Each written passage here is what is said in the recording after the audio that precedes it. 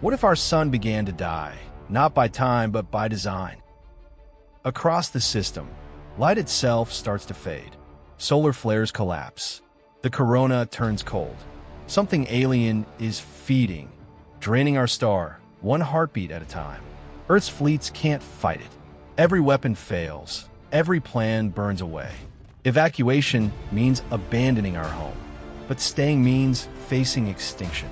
It's somewhere between despair and defiance. Humanity finds a spark.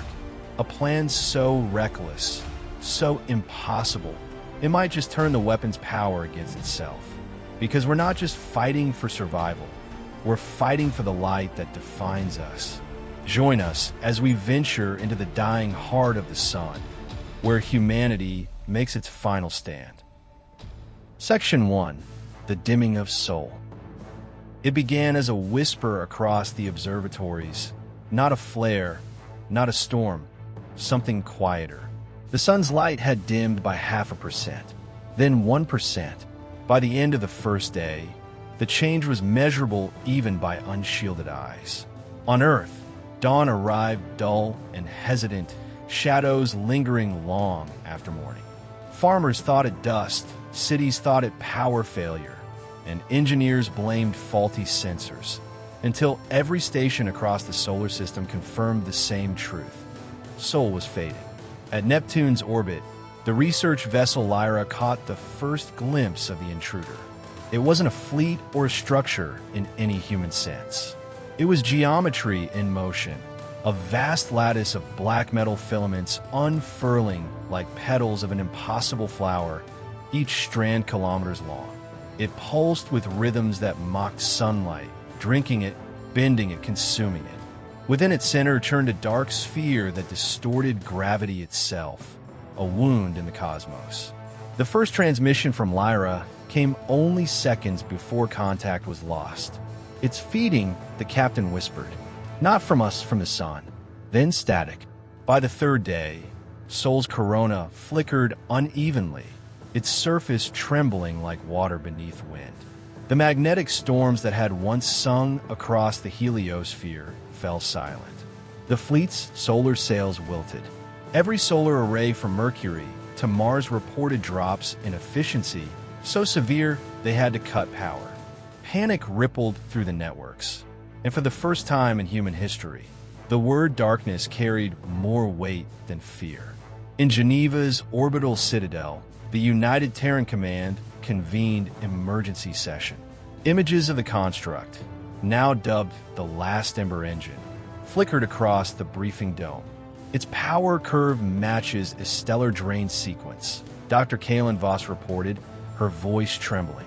If unimpeded, it will strip the sun of mass until fusion halts. Estimated total collapse, 31 days. The room fell into breathless quiet. One admiral muttered what everyone already knew. "That's extinction." Commander Eira Holt stood at the edge of the chamber, eyes fixed on the dying image of Sol.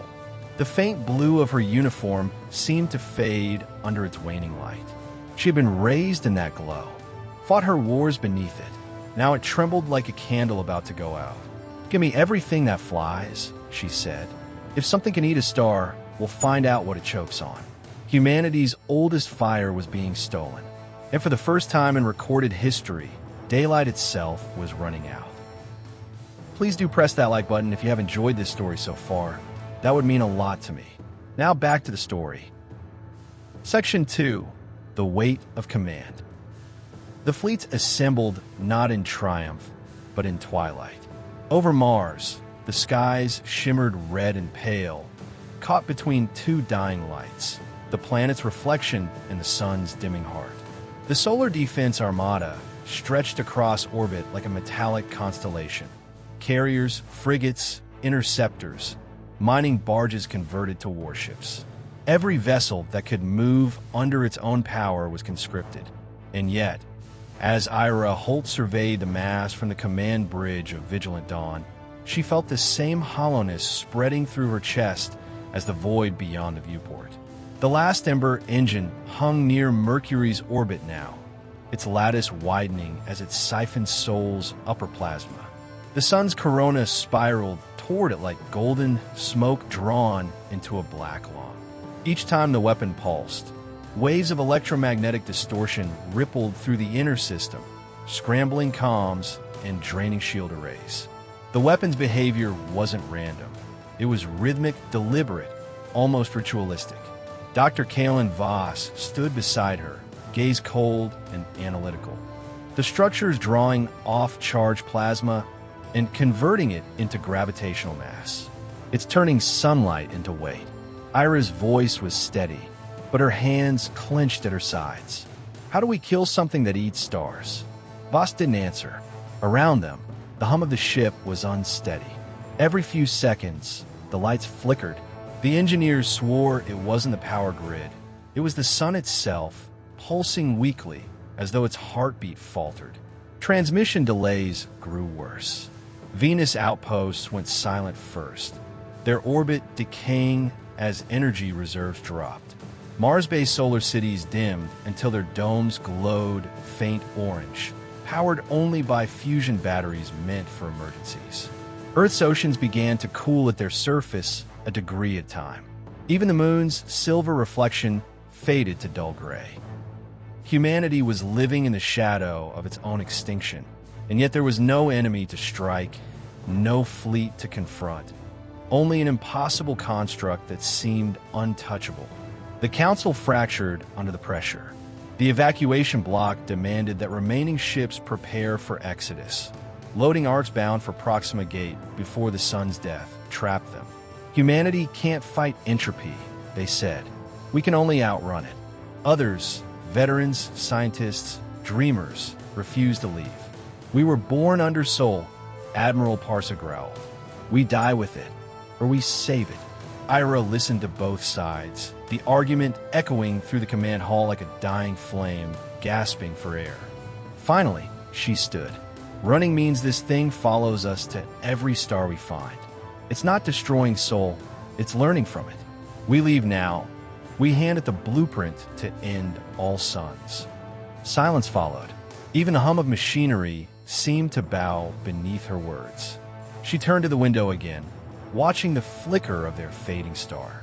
No, we stay. We fight. The order spread across the fleet. Power grids diverted. Weapon arrays recalibrated. Humanity's last defenders set course for Mercury's orbit, where the heart of the devourer pulsed like an eclipse given form. The war for the sun had begun, and in its dim light, hope burned fragile, but still burned. If you have enjoyed this story so far, then please do subscribe and hit the bell icon to listen to more stories like this one. Let's get back to the story now. Section 3. The Shadow of the Engine. The Last Ember Engine filled the void like a cathedral built for annihilation. Its surface wasn't metal, not entirely. Bands of molten alloy and dark crystal wound together in impossible geometry, refracting light into spectrums that bent around its core. Every rotation of its lattice released waves of distortion, bending gravity like breath against glass.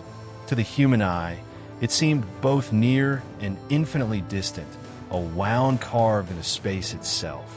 Captain Eira Holt's fleet held position at Mercury's dusk side orbit, the smallest planet now little more than slagged rock. They watched the weapon's gravitational limbs unfurl toward the sun, drinking it dry. The solar winds had thinned to a sluggish crawl, their light no longer fierce but faint and cold. It felt like winter had come to space. Eira's bridge crew worked in near silence. Dr. Kalen Voss had mapped the energy pattern of the Ember's pulses, translating its gravitational harmonics into audible sound for analysis.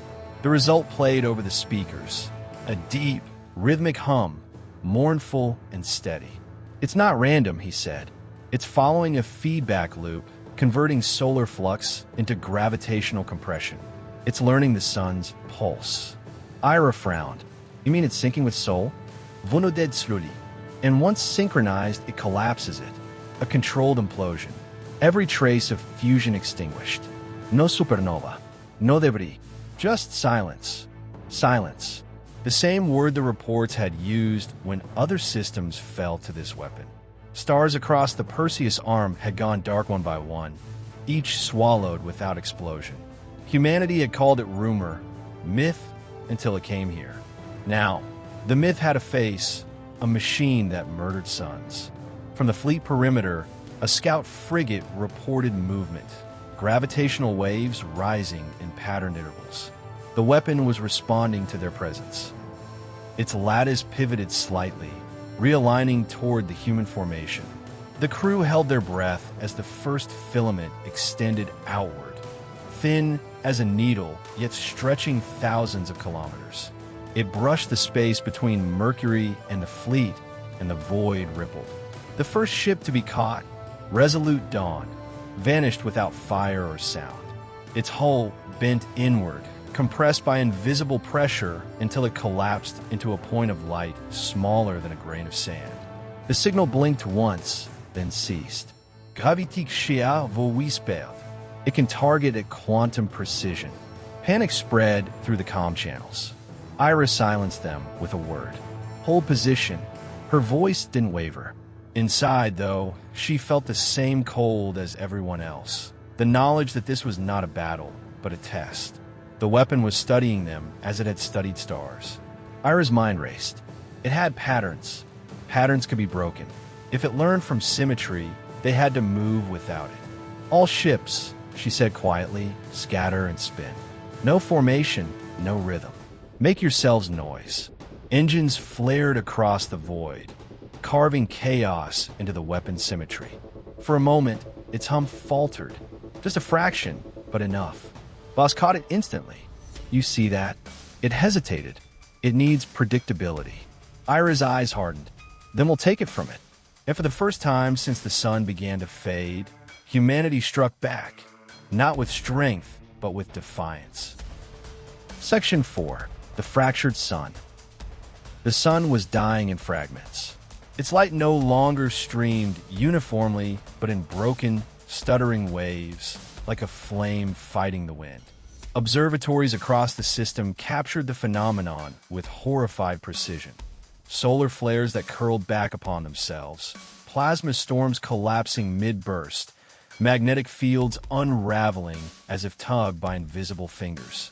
Sol was being dismantled cell by cell. From the command bridge of the Dauntless Horizon, Captain Eira Holt watched the holographic projection of the sun shatter into cascading data streams. Each fragment represented millions of lives on Earth and the colonies.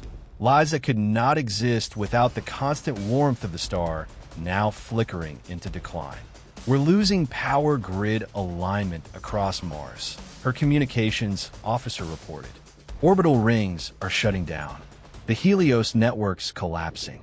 Earth's nights had already grown longer. The air grew colder even at noon. The blue sky dimmed toward ash. Panic spread like infection, overwhelming governments and council feeds. Evacuation proposals flooded in from every arc of the system, billions demanding answers no one could give. Dr. Kalen Voss stood by the viewport, the dying sunlight casting hard lines across his features. The weapon isn't just consuming energy, he said. It's rewriting the sun's fusion equilibrium. It's feeding false harmonics back into the core. If it succeeds, the reaction stops and we lose everything. Eira turned toward him. Can we stop it? He hesitated.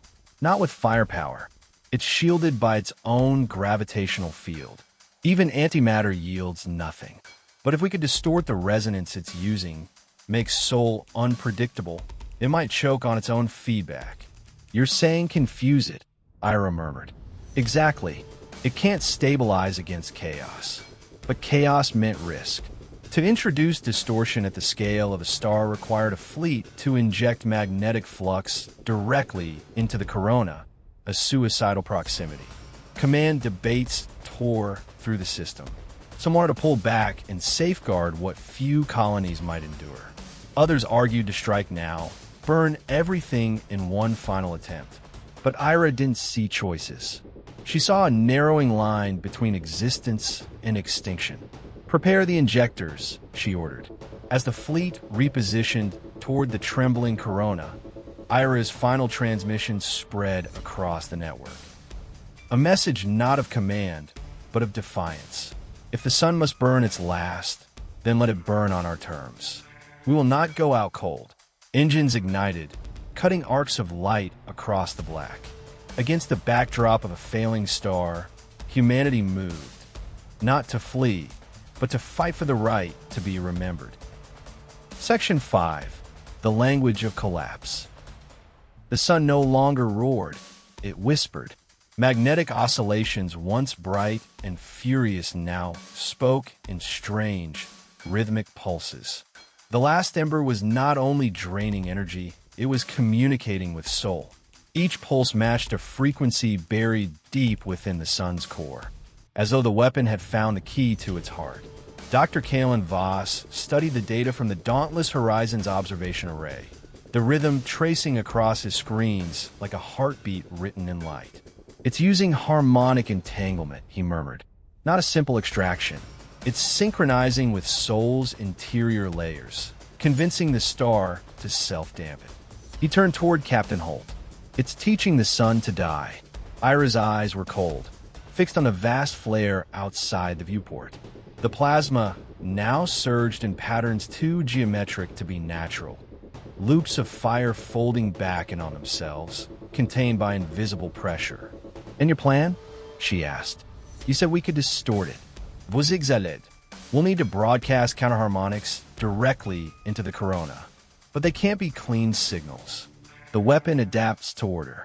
It must hear confusion, irrational, asymmetrical noise." The engineering crews worked without pause, modifying ships into resonant emitters. Martian reactors were stripped for power. Lunar hulls were rewired to sing. The fleet became an orchestra of chaos, each vessel prepared to inject a fragment of discord into the dying star. But timing was critical. The counterharmonics had to synchronize within microseconds, or the interference would amplify instead of disrupt. And if that happened, Soul's fusion would collapse instantly. Admiral Kalen, head of the Terran Defense Command, opened a transmission from Earth. His voice was brittle with exhaustion. "You're gambling with a star, Captain Holt. If you fail, we die faster." Eira met his gaze across light years. "If we do nothing, we still die. This weapon isn't stopping until it eats the heart of Soul. We either confuse it or burn with it." When the order came, the fleet ignited their drives and plunged into the Corona's edge. Plasma storms swallowed them whole, light cascading across their hulls until sensors blurred. The void became white. Voss initiated the harmonic burst. Dozens of ships released discordant pulses, chaotic, unpatterned, unpredictable. For the first time, the weapon faltered. Its siphon beams wavered, fracturing into incomplete loops. The sun spasmed, light flaring across its surface like a reflex. But then the ember adapted. The pulses reformed into new sequences, mimicking the fleet's interference. It had learned humanity's rhythm. Eira clenched the arm of her chair. "Then we teach it another." The sun rippled once more, its whisper deepening to a growl that shook the heavens. Section 6. The Architects of the Void. For 3 days, the fleet fought a battle not of weapons, but of resonance. Every ship vibrated with feedback as they wove chaos into harmony, discord into control. Yet the last ember was relentless. It countered every improvisation within minutes. Each time humanity created disorder, the weapon learned to predict it. The machine intelligence buried within the alien superstructure was not just reacting, it was composing. Dr. Kalen Voss watched the data unfold in horror. "It's mapping human instinct," he whispered. "Every hesitation, every adjustment, it's learning our psychology, not just our math." Captain Eira Holt leaned against the viewport, her face lit by the shifting gold of the dying sun. Beyond the glass, the weapon pulsed like a black wound, wrapped in looping tendrils of plasma. "Then it's not just draining the sun," she murmured. It's studying us while it does. The revelation fractured the command chain. Some officers demanded immediate retreat to protect what remained of Earth's fleet. Others insisted the battle must continue, even if it meant annihilation. Eira listened in silence until the argument reached fever pitch. Then she said, softly but clearly, the Ember's intelligence came from somewhere. Find its origin. It was Aya's son who found it, buried deep in the Ember's energy signature, encoded as a repeating pattern. It was a pulse, faint but distinct, carried across light years in a continuous signal, not random, not natural. A transmission. The weapon's controlled remotely, she realized. It's not autonomous. It's being guided. The command deck went still. Voss magnified the signal and triangulated its source. The coordinates shimmered across the holomap like a ghost. Zeta Lyrae, 12 light years from Sol. A binary system once thought lifeless. Eira's voice dropped to a whisper. They're watching us burn. If the Ember was tethered, it could be deceived. Voss began running simulations, mapping ways to reflect or distort the control beam. The theory was impossible, but the math whispered hope. If they could turn the beam's feedback back toward its source, they could overload its control lattice, make the weapon believe its mission was complete, or better yet, make it consume itself. But to do that, someone would need to plant a device inside the Ember's event shell, where the weapon's energy folded inward like a gravity well. No automated system could survive there. It required precision, adaptability, and human defiance, the very things the Ember could never predict. Eira stepped forward without hesitation. Prep a strike craft, she said. I'll go. Voss looked up sharply. That's suicide. She almost smiled. So was building fire once. Outside, Sol dimmed again. The stars around it seemed to lean closer, watching. Humanity's last ember flickered, ready to burn back against the dark. Section 7. Into the Heart of Fire. The strike craft Asterion launched at dawn. Not Earth's dawn, but the false glow reflected off Sol's shrinking corona. What remained of the star's brilliance bled across her hull in molten colors, casting the ship in the light of dying fire. Inside, Captain Eira Holt ran through the sequence in silence. There was no speech to give, no rallying cry that could match what humanity already knew. This wasn't heroism. It was necessity. The fleet held formation behind her, engines pulsing like a single heartbeat. Dozens of ships drifted in the magnetic wake, their hulls glinting with shield harmonics tuned to the sun's radiation. Behind them, Earth was only a faint shimmer, a blue ghost trapped in orbit around a fading star. Dr. Voss's voice came through the comms, distorted by static. You'll have a 6-minute window inside the event shell. After that, gravitational shear will rip everything apart. You'll need to plant the resonance beacon at the exact center of the intake spiral. Eira acknowledged without hesitation. Her eyes stayed fixed on the dark sphere ahead. The last ember loomed like a wound in space, its surface rippling with void light. Tendrils of plasma arced toward it, drawn in by magnetic hunger. Every flare that touched its skin vanished, swallowed into its core. The weapon was feeding. As she closed in, her instruments began to fail. The readings turned nonsensical. Negative velocities, reverse temperature gradients, time delays cascading out of sync. Space bent, light curved. Her sensors flickered between frames of reality. She relied on instinct now. Manual thrusters, visual tracking. She flew by feel, the way the first pilots had flown. Long before navigation, AIs replaced courage with certainty. Each adjustment burned through fuel reserves faster than predicted.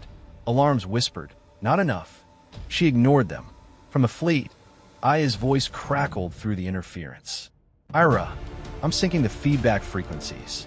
You'll need to deploy at peak flux when the Ember inhales. Eira smiled faintly.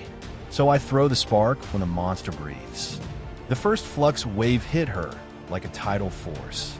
The Asterion shuddered, hull plates glowing cherry red as magnetic lines tore at its frame. She angled the craft into the spiral, engines screaming in protest. The star's gravity, the weapon's pull, and her own will collided in a dance that no machine could choreograph. Inside the cockpit, her hands moved faster than thought, adjusting vectors, bleeding thrust, fighting collapse. Every breath felt like dragging air through molten glass. She could see the core now, a black orb inside the void, beating like a heart made of anti-light. Eira pressed the trigger. The resonance beacon deployed, a sliver of human ingenuity streaking into the dark. It shimmered once, then vanished into the weapon's core. Beacon in, she whispered, voice trembling. Now let's see if the universe still believes in miracles. The Asterion began to break apart around her. Panels tore free, light warped into ribbons, and for a fleeting second, she saw the impossible, shapes inside the void, structures vast as worlds, not built but grown. The architects of the Ember, watching, waiting. Her final transmission was a whisper carried on static. Tell them, don't let it end in darkness. And then silence. The beacon pulsed once, twice, then the last ember changed its song. Section 8, the star that fought back. The sun had not shone in its full glory for weeks. Its surface was mottled and pale, its coronal flares reduced to weak gasps. Yet now, as the beacon pulsed within the alien weapon, something shifted. The last ember faltered, its gravitational pull spasmed, twisting the plasma streams it had been feeding upon. For the first time since its arrival, it hesitated. On the bridge of the Vigilant, Dr. Aya Voss gripped the edge of the hollow console as energy readings spiked off scale. The Ember's frequencies were no longer constant. They were stuttering, fracturing into complex harmonics. It's reacting, she murmured. The beacon's working. Admiral Kale leaned forward, eyes locked on the screen. Reacting how? Aya's lips tightened, like it's confused. The beacon's feeding it false echoes of its own signal. It's chasing its reflection through its own gravity well. Across the fleet, engines flared to life. The formation adjusted, each ship aligning its trajectory with surgical precision. For once, humanity's chaos became coordination.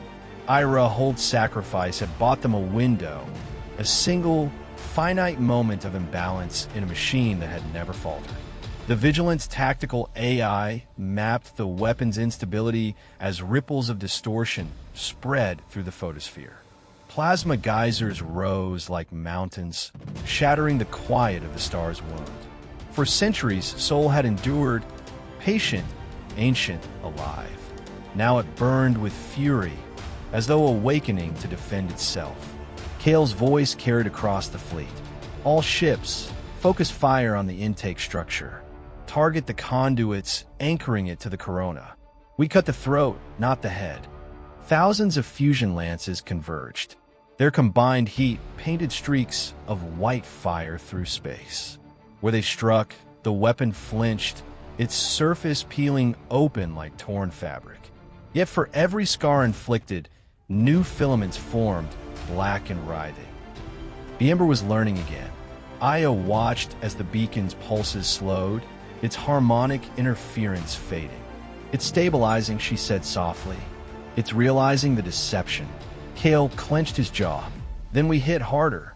But brute force was never enough. The fleet's weapons couldn't overpower a construct built to drink stars. The bombardment slowed as reactors strained. Then Aya saw it, the pattern. The weapon's intake wasn't random. It followed the rhythm of its own pulse, a frequency matching the solar core's oscillations. She exhaled, realization dawning. It's mimicking Sol's heartbeat. If we reverse it, Kale turned sharply.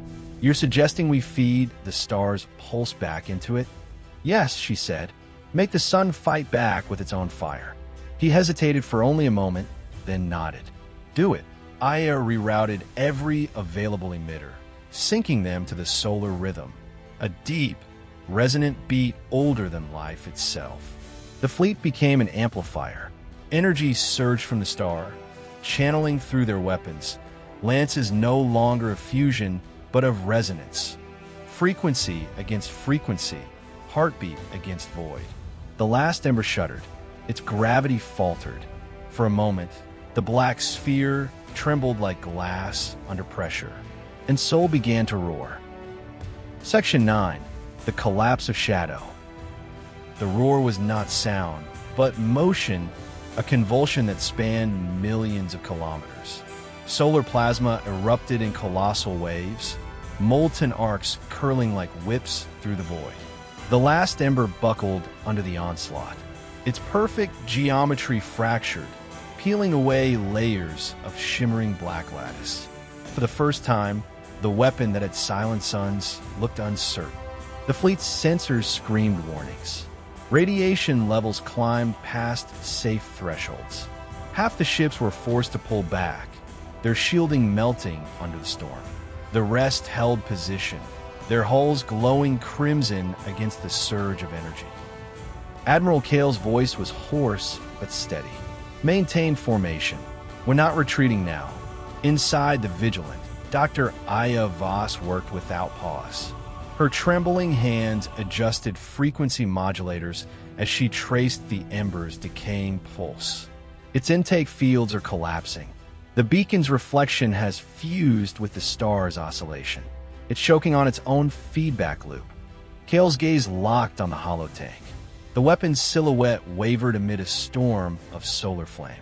Then this is our chance. Push the signal through. The fleet obeyed. Human-made resonance cannons unleashed synchronized bursts of harmonic radiation.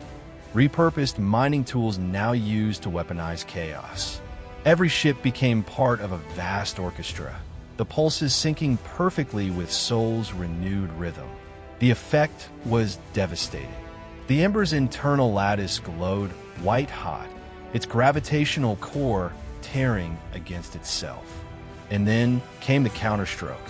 From the heart of the weapon, a single beam lashed outward, silent, colorless, absolute. It struck one of the Martian dreadnoughts, Helion Prime, reducing it to cinders in an instant. The feedback wave tore through the formation, sending smaller vessels spinning. For a breathless moment, humanity's course faltered. Aya steadied herself against the console. "It's burning itself alive," she whispered. "But it won't go alone." Kale's eyes narrowed. "Then we take it all the way down." The plan changed in seconds. The fleet ceased firing and instead shifted to propulsion thrusts, driving toward the weapon. Fusion drives flared as they guided the dying ember closer to Soul's pull. The alien sphere struggled, magnetic tendrils flailing, dragging entire cruisers into its wake. One Terran frigate was caught and crushed before its reactor detonated, adding another burst of fury to the maelstrom. Kale's voice thundered over the comms. "All remaining ships, push it into the star. Burn with it if you must." Engine screamed. The fleet became a storm of momentum, herding the crippled superweapon toward the sun's inferno. Drones deployed gravitational anchors, binding the ember in artificial tethers. Piece by piece, they dragged the monster toward its maker. Aya's final data burst filled the holotank, an echo of frequencies converging. "Once it crosses the threshold," she said, her voice barely audible, "its core will invert. It will consume itself faster than it can feed." Kale smiled grimly. "Then let the sun eat its hunter." On the horizon, the last ember began to fall. Section 10. The Descent of the Ember. The last ember felt like a god dying. Its fractured shell trailed ribbons of plasma, a molten crown unraveling across the void. Every fragment that broke away spiraled into Soul's glare, dissolving in radiant storms. Gravity had taken hold, irresistible and final. The fleet rode the wake at a cautious distance, engines throttled against the pull of the sun. Every pilot knew one miscalculation would turn their ship into vapor. Even so, no one broke formation. The mission had become something greater than survival. It was defiance made manifest. Humanity had chosen not to flee, but to face extinction on its own terms. Kale stood in the Vigilance command ring, his face lit by the flicker of the collapsing weapon on the holotank. The Ember's once perfect geometry had twisted into chaos, its outer rings flaring like shattered glass. "Report," he said quietly. Aya's voice carried through static. "It's entering the corona. Magnetic fields are destabilizing. The core's energy density is rising beyond control. It's eating itself faster than we predicted. Can it still fire?" "No," she answered. "It's past calculation. Every reaction now is instinct." Instinct. The word lingered like an accusation. A machine that thought without reason, consuming without pause. What separated that from any species driven by fear of ending? Kale understood, then, why Aya had refused to see the Ember as merely an enemy. It was hunger given shape, creation turned back upon itself. The outermost layer of the weapon disintegrated as it touched the solar sea. Light swallowed a hole. For a heartbeat, space itself seemed to warp around the collision point. Waves of gravity rippled outward, shoving the fleet back despite full thrust resistance. "Radiation spike," came the cry from sensors. Shield integrity down 40%. The fleet's formation scattered. Frigates veered outward, hulls shaking from the torrent of magnetic flux. The Vigilance reinforced panels glowed white-hot, the deck plates beneath Kale's boots vibrating with every burst. Aya's feed flared alive again. "It's inside the corona. I'm detecting implosive resonance. Its core is collapsing inward. If it reaches critical density, the feedback will annihilate everything within 5 million kilometers." Kale's eyes darkened. "Including us. Unless," Aya said, her tone trembling but resolute, "we use the star's rotation. If we amplify the magnetic eddies, the Ember's collapse will spiral, not explode. It will tear itself apart along the axis instead of outward." Kale took a single breath. "Do it."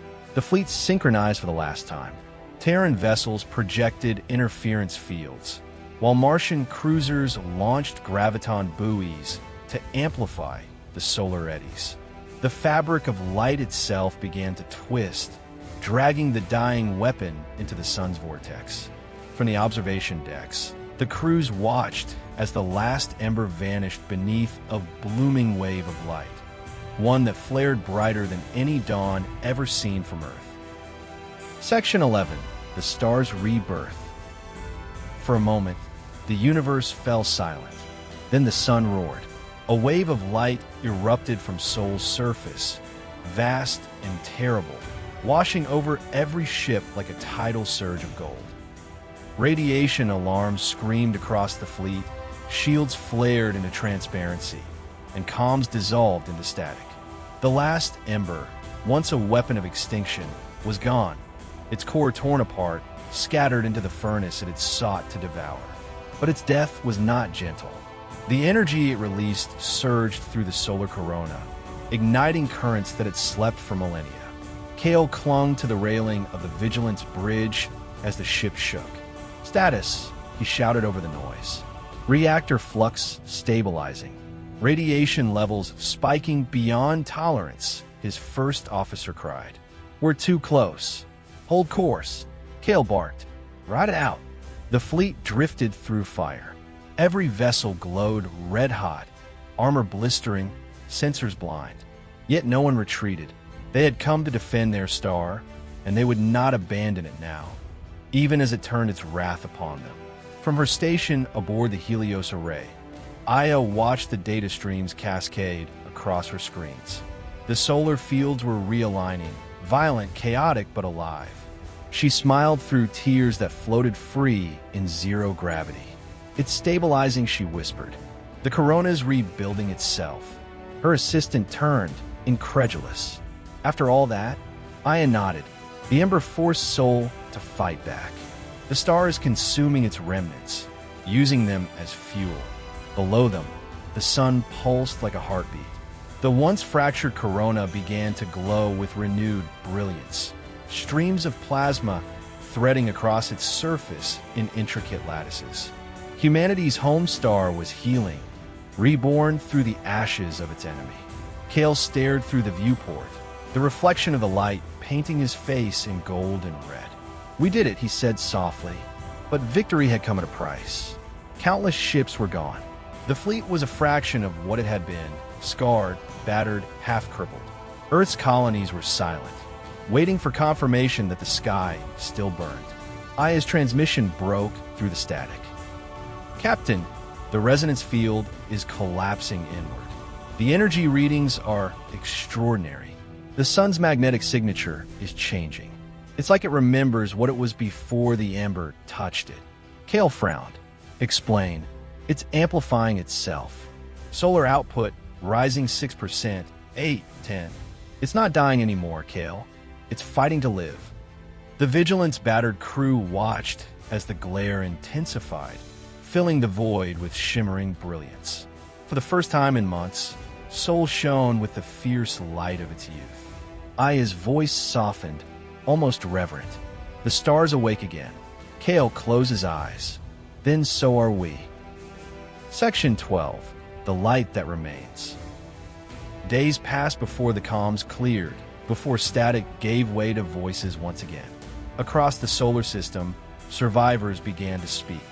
From the orbital rings of Mars to the ice domes of Europa, the same phrase echoed across transmissions: "The sun lives."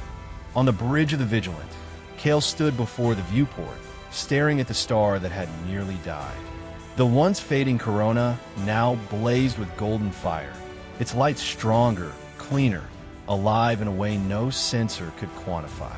Around him, his crew moved with quiet purpose, their exhaustion laced with awe. They were not victors celebrating conquest. They were witnesses to survival. Aya's voice came through the channel from the Helios array, hoarse but triumphant. "The solar fields are stable. The last remnants of the Ember's core have been absorbed. The sun, it's self-sustaining again. Whatever they built to extinguish it, it failed." Kale didn't answer immediately. He watched the light wash over the ship's hull, painting it in molten hues. "Failed," he said finally. "Or maybe it taught the sun how to fight back." The fleet's battered remnants drifted in slow formation, each ship a scarred monument to the cost of endurance. Engineers patched breaches with melted hull fragments. Medbays overflowed with wounded who refused to rest. Yet no one spoke of retreat. Humanity had held its ground at the edge of annihilation. Earth received the news last. When the transmission finally reached home, Billion stepped outside to watch the dawn. The sunlight was different, warmer, almost defiant. Cities that had prepared for perpetual winter erupted in cheers. People wept in the streets. For the first time in generations, humanity looked toward the sky not with fear, but gratitude. Later, Kale recorded his final report. "We faced a weapon meant to erase our world," he said, his voice steady despite the tremor in his hands. "We couldn't overpower it. We couldn't outrun it. But we could outthink it. That's what we do. That's what we are." The Ember tried to devour the sun, and instead, it reignited it. If that's not a miracle, I don't know what is. He paused, glancing at the light flickering across the glass. "We've lost much. Ships, colonies, friends. But the sun endures. So will we. This isn't just survival. It's renewal. The universe tried to put out our flame, and all it did was make us burn brighter." As he ended the log, Kale looked out one last time. The sun hung before him like a living promise, its light cutting through the void, proof that even in the coldest dark, something human always remains. The Vigilant turned toward home. Behind it, the star flared once more, a beacon, a warning, and above all, a beginning. Please do press that like button if you have enjoyed this story, and also please do subscribe and hit the bell icon to listen to more stories like this one. That would mean a real lot to me. Now go ahead and listen to your next story here.